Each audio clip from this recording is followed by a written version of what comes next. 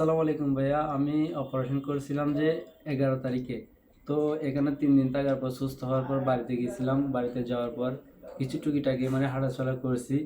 এরপরে দেখতেছি যে এই 21 তারিখে আমার হালকা একটু ব্যথা করছিল পাশে। তো ব্যথার পরে একটা নিকটস্থ এই ডাক্তারের কাছে গেছিলাম। ওইখানে ব্লাড বের করতে গিয়া একটু টুকিটাকি সমস্যা হয়েছে। তারপর দেখতেছি ব্যথা হয়ে ফুলে গেছে অনেক। তারপর 21 তারিখে এই শাকিল ভাইয়ের কাছে আসলাম ঢাকায়। তারপর ওনারা আমাকে সুন্দরভাবে সব কিছু ক্লিন করে দিছে। আলহামদুলিল্লাহ এখন সুস্থ আছি।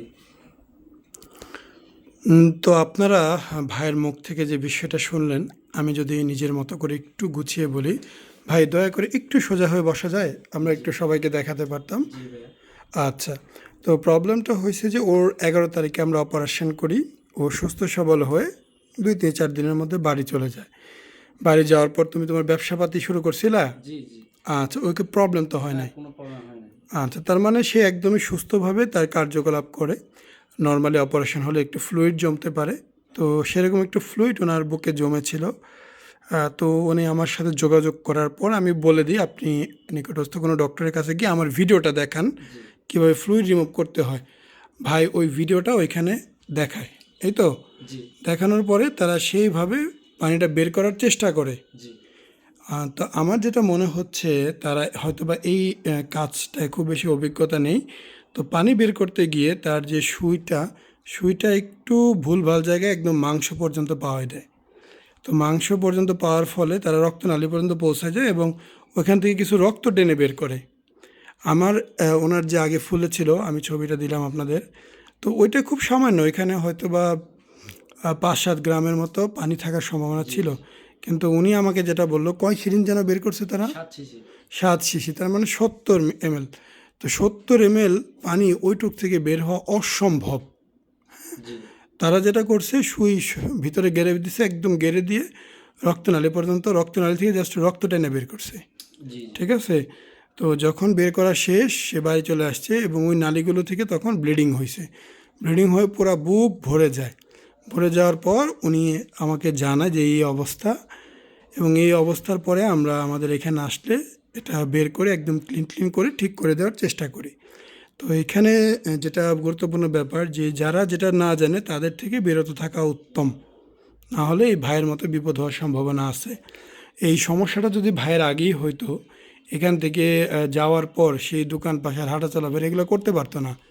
অলমোস্ট 10-12 দিন পরে গিয়েই কিন্তু সমস্যাটা হয়েছে। জি তো তার মানে একটা লং টাইম।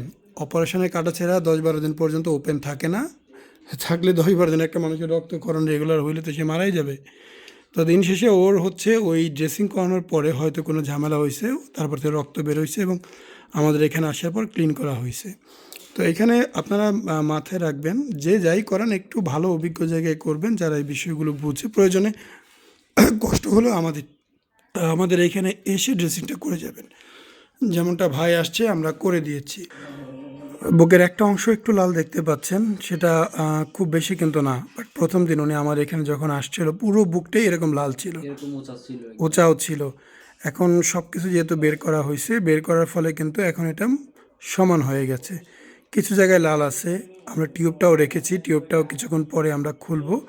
ডক্টর দেখবে, দেখার পর আমরা খুলে দিব। এগুলো বের করার পর আর তো ফুলে নাই? না, আর কোনো ফুলে নাই, এখন সুস্থ আছে। সুস্থ খুব আছো? ভালো লাগতেছে। ব্যথা আছে? অনেকভাবে ফুলে গেছিল আমার, হাঁটতে চলতে মানে অনেক সমস্যা হয়েছে। এটা তো একদিনের মধ্যেই জি ফুলছে। জি এটা ওই ড্রেসিং করে আসার পরেই ফুলছে, তাই তো? জি। ড্রেসিং করার আগেও মনে হয় এত ফোলা ছিল না। না না। সামান্য একটু ঠোয়ার মতো ছিল। জি সেটার ছবি আমি দিয়ে দিলাম। তো আপনারা আশা করি ভাইয়ের কথাগুলো বুঝতে পেরেছেন। এই ভিডিওটার প্রচারের একমাত্র উদ্দেশ্য আপনাদের সচেতন করা, কাউকে ভালো মন্দ বলা না।